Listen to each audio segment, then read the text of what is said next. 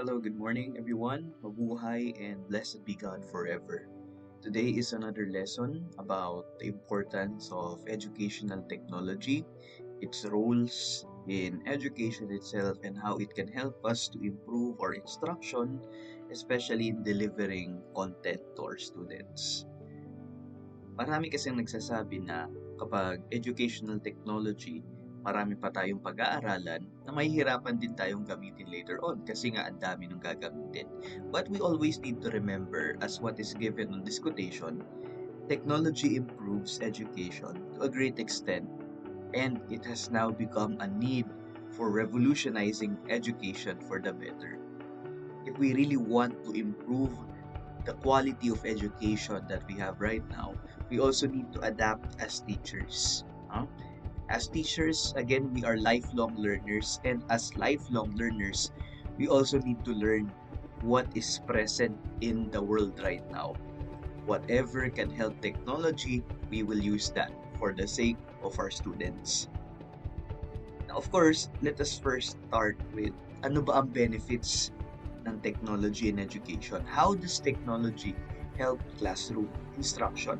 So we ought to explore what technology can do and how technology can help education itself. Diba? So of course, the first thing that should come in us is instructional effectiveness, wherein everything that we do and use in education or educational technology will lead to the student's achievement. And so let's use this diagram to help us. Everything that you are able to let the student see, read, hear, and experience, which can all be perceived through multimedia platform. Minsan magpapapanood tayo, minsan meron tayong mga ipapabasa through the internet and other means, and whatever it can do, they will all lead to the students' achievement performance or students' achievement improvement. Okay? So, yun yung kailangan din natin tandaan na this will all lead to an effectiveness of your instruction na mas gagaling at gaganda pa ang delivery of content natin. The next one is it allows active learning, especially in our students. When we are students also, di ba, naghahanap tayo ng environment na talagang mapupush tayong matuto. Hindi yung makikinig lang tayo kay teacher, titignan lang natin kung ano sinusulat niya hanggang sa makatulog tayo dahil we really can't go along with the flow. Okay? Because teacher probably siya lang ang nagsasalita. So what we need to do is that we also need to give students different platforms, different ways of teaching them, and such is the case yung playing games, solving problems, and even interactive technologies which can all still lead to learning. Kasi ang definition ng iba sa learning ay sabi nila, si teacher lang ang nagsasalita, si teacher lang ang nagbibigay lahat ng input. But as a matter of fact, learning can take place even when the student is doing something. Even when the student is taking a quiz, taking assessments, the students can still learn. No? And this can also be learned in your assessment of learning na subject later on. Makikita ninyo na it also allows active learning. So, yun yung tulong sa atin ngayon ng educational technology. Now, next thing is itong tinatawag nating critical thinking. Now, excuse me.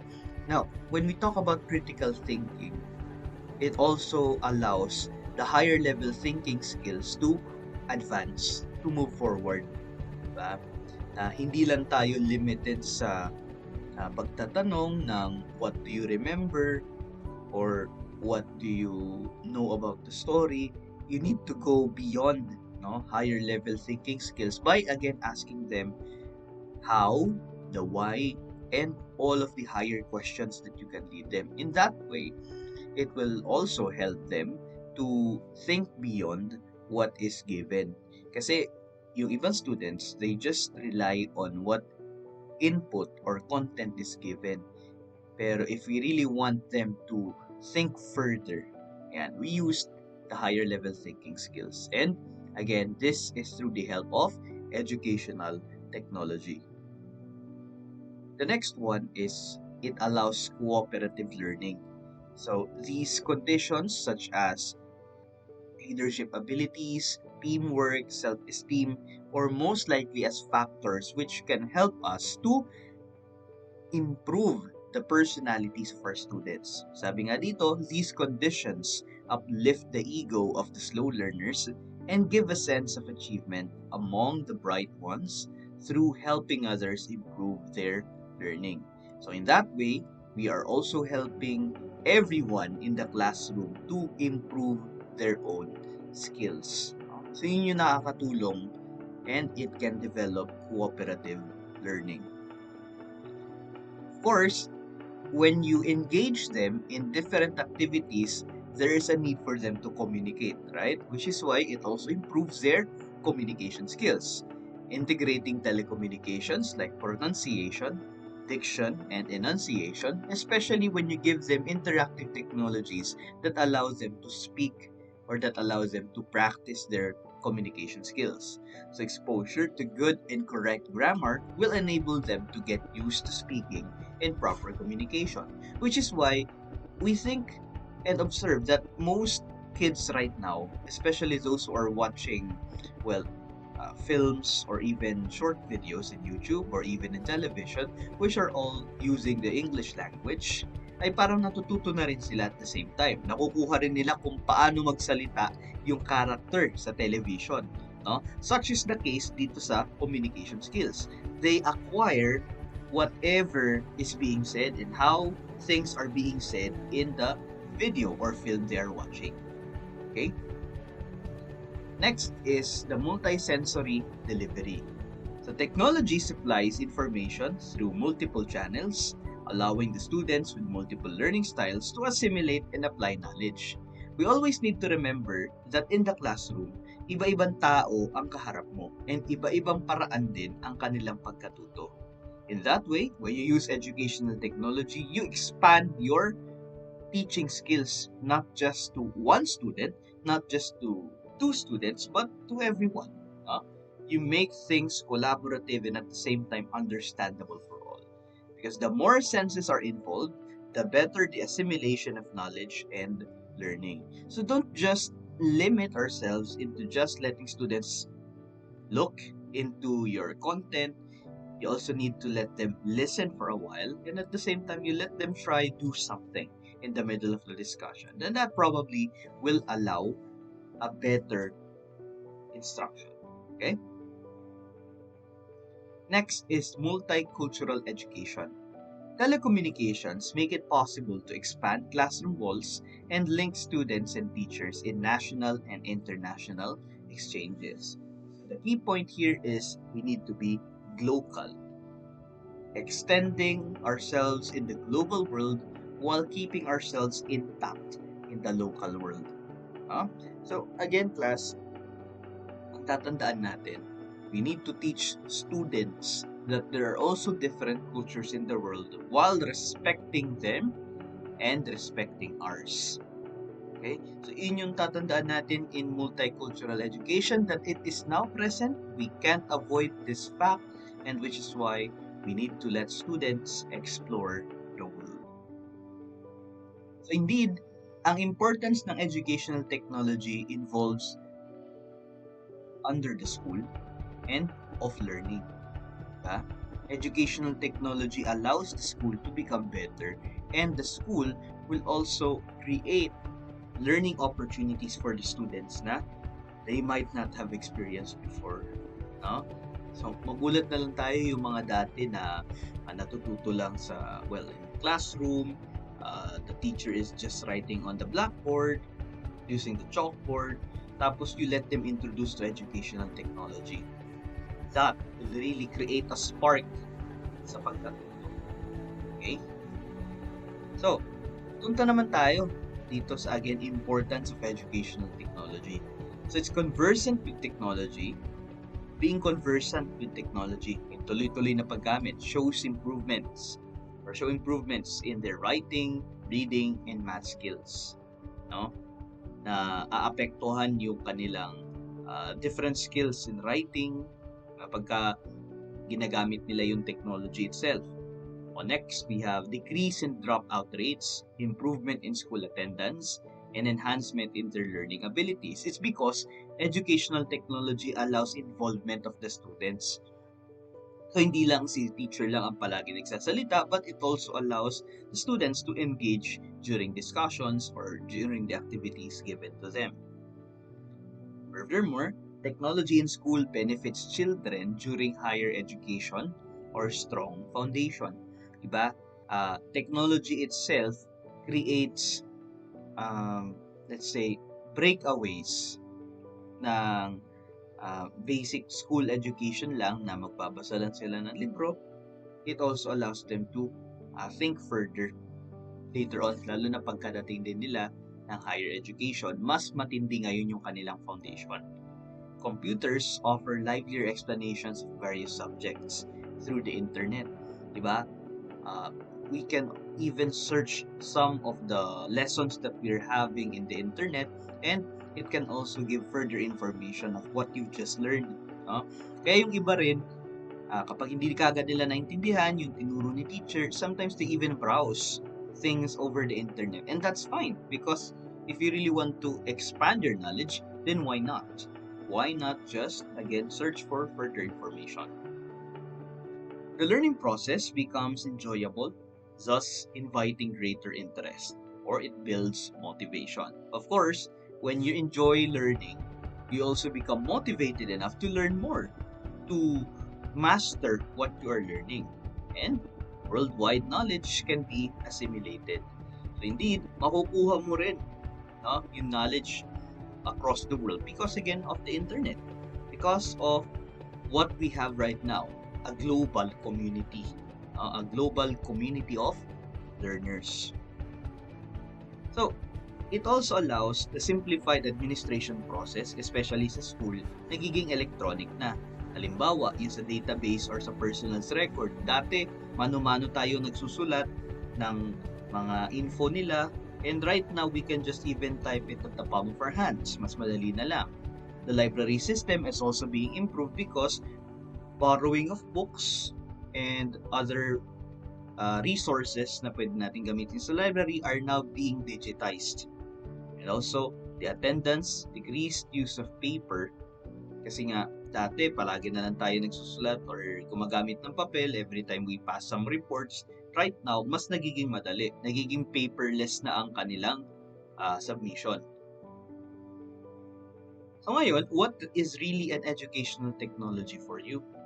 So a lot of us would say that they are delivery vehicles for instructional lessons and partners in the learning process. Pero never again will technology replace education or educators. So technology serves as a medium in representing what the learner knows and what he or she is learning. So nagiging tulong at gabay ang technology, pero hindi siya ang hahalili o ang papalit sa mga guro. Okay? Technology provides important tools to support knowledge construction for presenting learners' ideas, understandings, and beliefs, and for producing organized multimedia knowledge bases for learners. So indeed, nakakatulong mismo ang technology in improving the content, in improving the materials we are giving to our students. Of course, sabi nga din dito, the manuals and workbooks that we have can later on be transformed into the slides, posters, diorama, and even the storyboard. Yan. So, continuous exploration tayo palagi. Next, technology serves as information vehicles for exploring knowledge to support learning by constructing. Ayan. So, if we look into the diagram, books becomes your research and resources, and through this, magagawa din ito through the internet. No? So, technology allows you to get information across anywhere. Dati, simple books lang. Tapos, biglang nagkaroon ng different resources across the internet wherein we can get whatever we need now kahit nasa bahay tayo. Okay?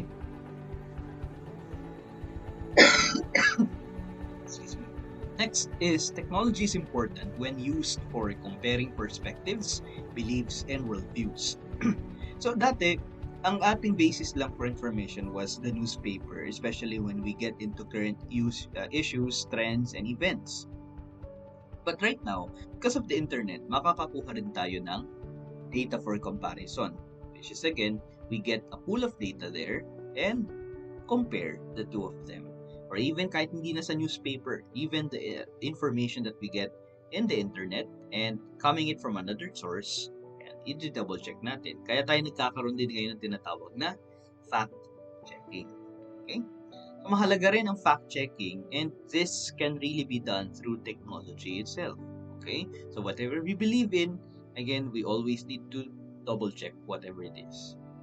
So technology, again, supports now different things. So it's by context, wherein it supports learning by doing, social media, wherein it supports learning by conversing, and an intellectual partner. So marami tayong pwedeng gawin by technology itself. So by context, we can use real objects in order to allow learning on textures. Halimbawa, sa rough versus smooth, smell with colors, hard versus soft, and other things. So sa social medium naman, you let them collaborate, discuss, argue, knowledge building, ba? Or minsan pwede yung debates. So depending on the activity that you would like them to do, and an intellectual partner.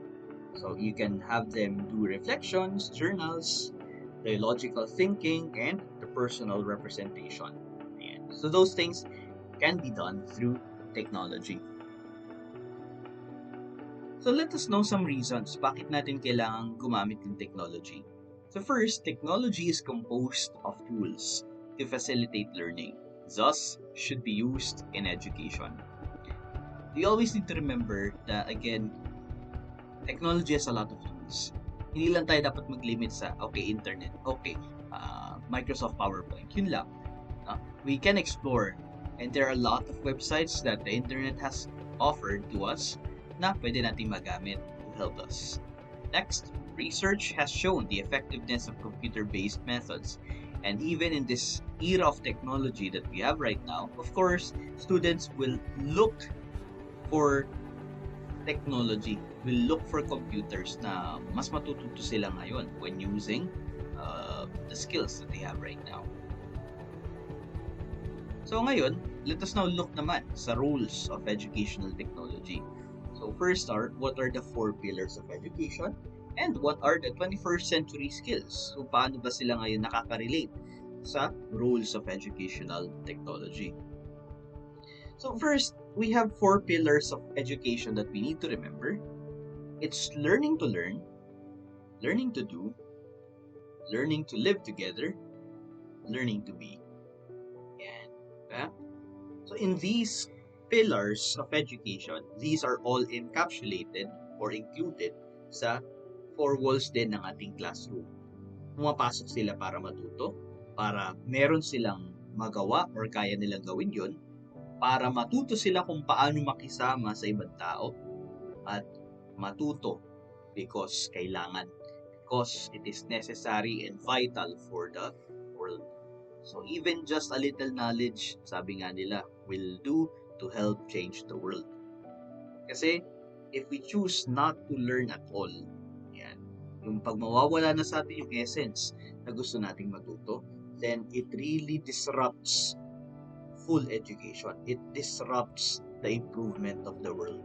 So we should always encourage our students to keep on learning, just like us who are also willing to be learners forever.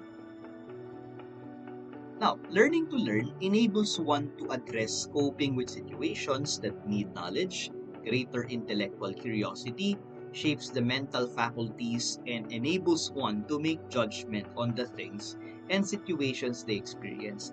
So, di ba, kapag nasa classroom tayo, marami tayong nararanasang problema din. Hindi rin natin maiiwasan yun.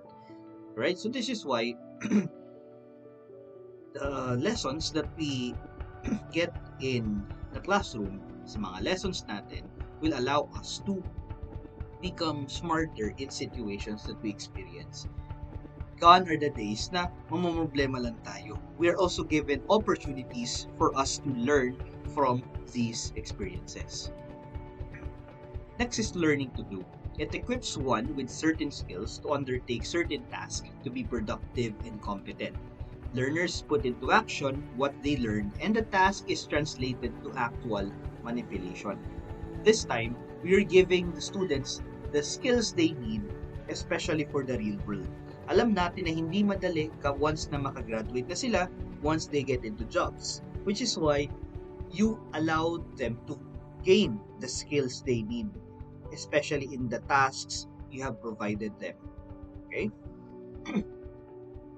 Next is learning to live together. So it provides the individual the potential for harmonious relationship with people around them, wherein it allows unity in diversity. Again, iba-ibang pagkatao or iba't ibang personalities ang makikita natin sa classroom. So, by allowing them to merge together, kahit na magkakaiba sila, still it allows a harmonious relationship dahil they want to live with them even or amidst their differences. And of course, learning to be gives an individual a picture of what he plans to be after certain periods in his lifetime, and it provides them the goal. Later on, we should teach them that you're doing this, you're learning this because you want to achieve your goal. Huh? So, you don't just say to them na kailangan yung matutunan ito, that's it. No. You give them the reason bakit nila kailangan ito matutunan. Students right now, or some students right now who choose to stop learning, stop education, is because they don't have that goal in their mind. No? Yung mindset nila na ay, magkakapera din naman ako as compared to the goal that they really have will really allow them to transpire, to strive for more. Okay? So further, yung elements for using technology in education, number 1, motivation.